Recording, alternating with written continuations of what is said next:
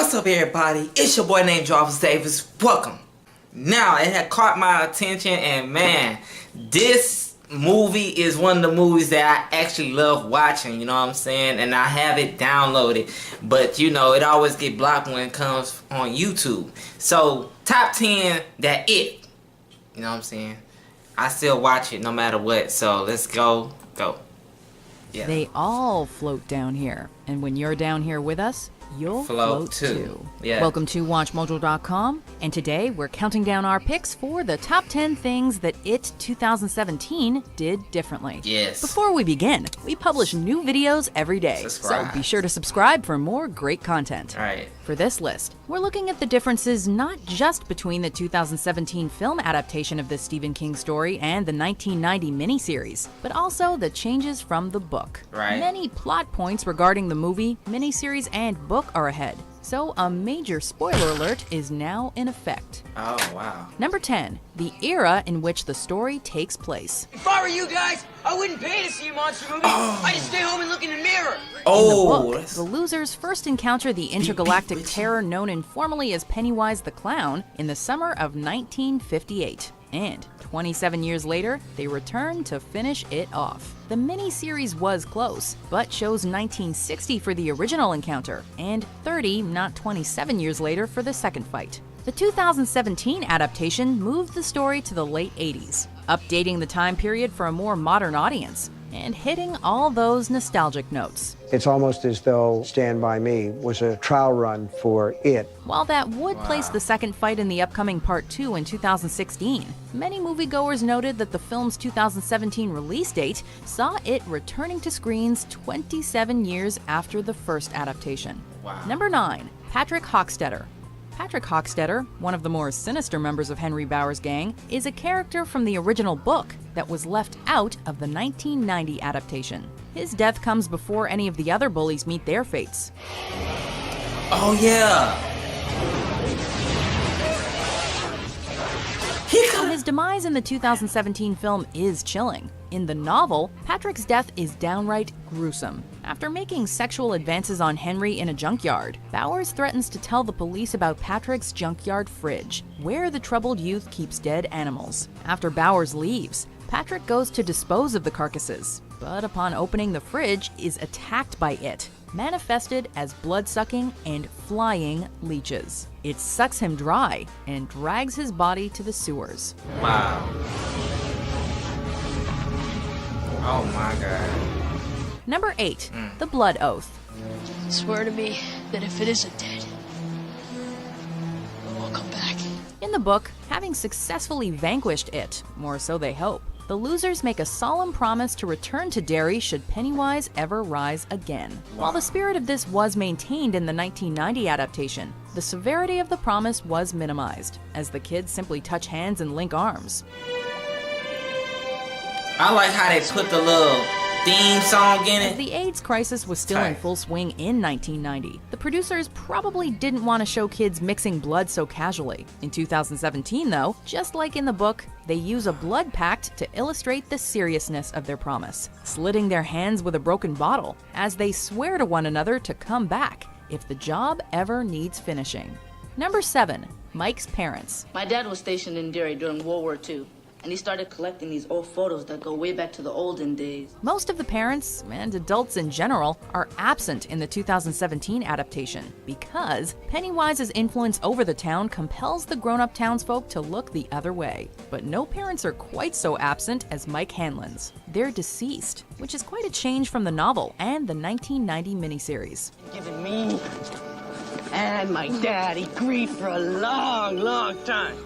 In the book, Mike and his parents are constantly the target of racist comments and aggression, and his father and Henry Bauer's father have a long, dark history. Wow. However, in the 2017 adaptation, both Mike's mother and father are dead, and he's being raised by his grandpa. I think this friendship with the Losers Club really means a lot to him. Number 6, Henry Bowers.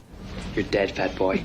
In the 2017 film, like in the book, Henry is not just a little punk, but a child of abuse, learning torment and prejudice at his father's knee. His shattered mental state even leads him to kill his own father before pursuing the losers. However, his 2017 screen exit is where things really deviate from the book and the miniseries. Instead of following the losers to the sewers, flanked by buddies Belch Huggins and Victor Criss, Henry goes after the losers alone, and after a brief fight with Mike, tumbles down the well. If he survived the fall, he probably still has an important part to play in Derry. Number 5. The Neibolt Street House. While it's an important location in the book, the Neibolt Street House never made an appearance in the 1990 miniseries. Oh, yeah. However, the haunted house was given its proper due by director Andy Muschietti and crew. More than just a creepy building, the Neibolt House is its above-ground lair, and in some ways is an extension of it itself. Kind of how the town of Derry also is. Under Pennywise's influence, the house can play tricks on the minds of anyone foolish or brave enough to go inside. Since it's the site of their first battle, Neibolt is where the losers begin to understand the power of their friendship. Number 4. Beverly Marsh. Beverly's fears about adulthood are wrapped up in her own sexuality. In the 1990s miniseries, she was just one of the losers, a working-class girl with an abusive father. Daddy, please. You 12 and already running with some boy! In the 2017 version, it's clear that her father is a pervert who worries about her, and at school, she has the unfair reputation as a slut. Womanhood and sex are her greatest fears, and the 2017 film does not shy away from those themes. The book's infamous and polarizing sex scene, where she turns her fear into an act of love for her friends in an attempt to grow up, however, did not make it into the latest adaptation.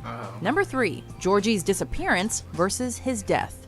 Hi, Georgie. In both the book and the miniseries, it is very clear that little Georgie Denbrough is dead. In the book, he meets Bob Gray, also known as Pennywise, also known as It, in the storm drain while chasing his paper boat. While the iconic setup is the same in all three, what varies is the final execution. Pardon the double entendre. In all three, Georgie's arm is ripped off. In the book and the miniseries, the boy bleeds out, off camera in the miniseries, and is confirmed dead. In the 2017 film, his arm is torn off, but he's then dragged into the sewer. This plants false hope in Big Bill and the audience that maybe the missing kids can be saved. Number 2. More cursing and violence. It's basically piss and shit, so I'm just telling you. In the opening scene with Georgie and Pennywise, the 2017 adaptation quickly establishes one thing. It earned that R rating. Made for TV, the 1990 version was cleaned up enough to be enjoyed at home by families. And while it is still enjoyable, the miniseries could never quite achieve the terror of the book. Pennywise don't play, bro. I swear he don't.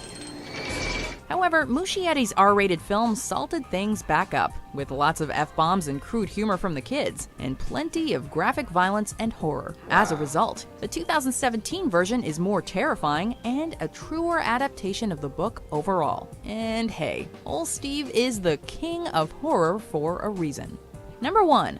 Flashbacks versus linear storytelling. Mike? Yeah, buddy. Listen. It's come back.